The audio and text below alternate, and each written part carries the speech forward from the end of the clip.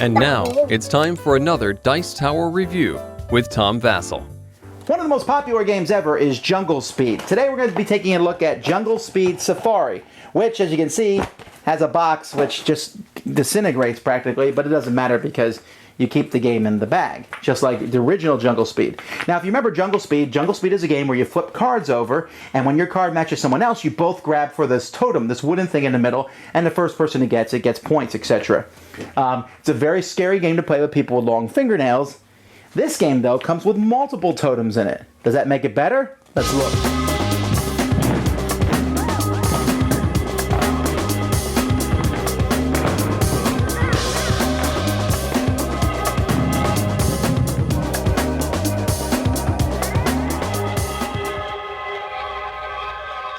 At the beginning of the game, 5 totems are placed here in the middle of the table. Each totem is a different color and shows a different food. Here you have the tree leaves, and here we have fish and meat and bananas and ants. And then cards are going to be put into a pile in front of each player.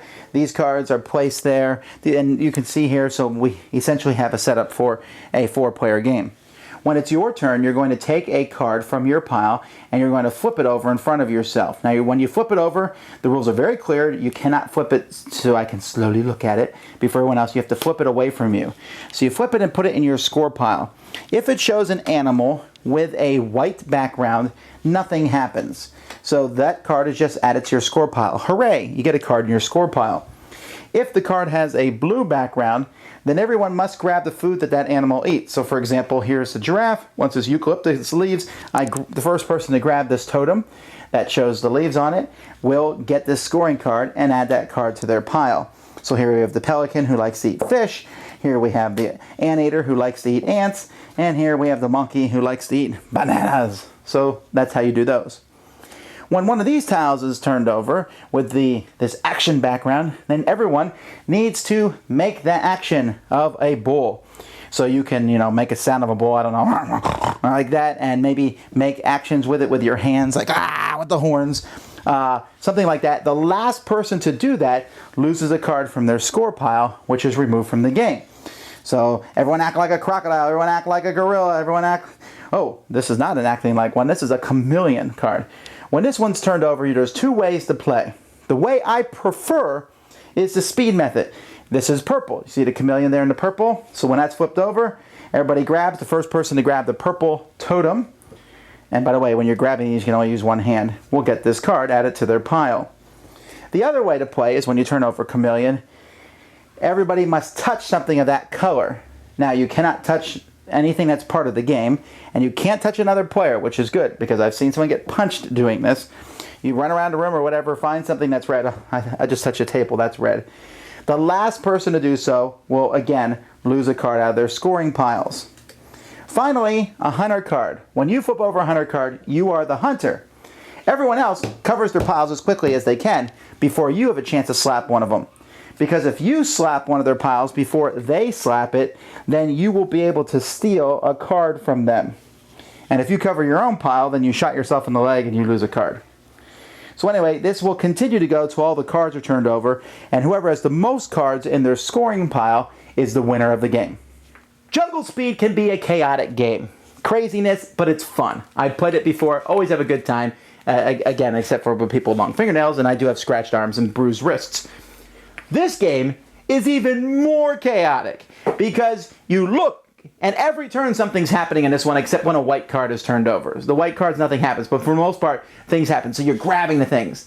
Now, some groups love the grabbing part, but they don't like the whole, And also, one of the problems I have with that section, like everyone make the sound at the same time, is it's really hard because you are making these sounds and people it's hard to tell who the last person is that does it. I mean, really, I don't like those. See, the totem is there's some finality. I'm holding this, you're not. The sounds is harder. It's hilarious to see a bunch of grown-ups, I'm a giraffe or whatever, giraffe is a hard animal to mimic, by the way. Grabbing the totems, though.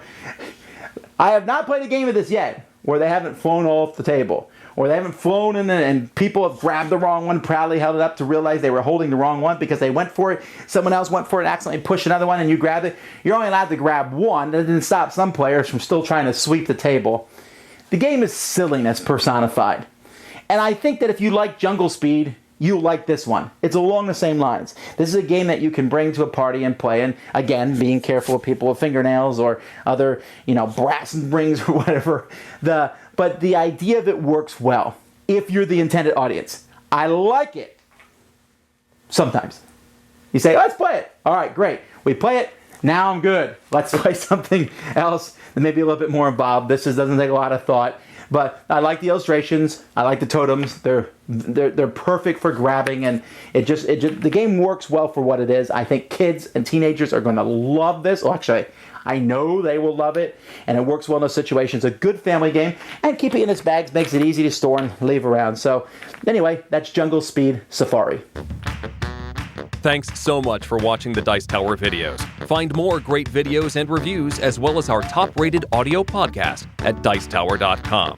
You can also find other great shows at Dicetowernetwork.com. I'm Eric Summerer, and you've been watching The Dice Tower. The Dice Tower is sponsored by Cool Stuff Inc., where you can find great games for great prices. Cool stuff in stock.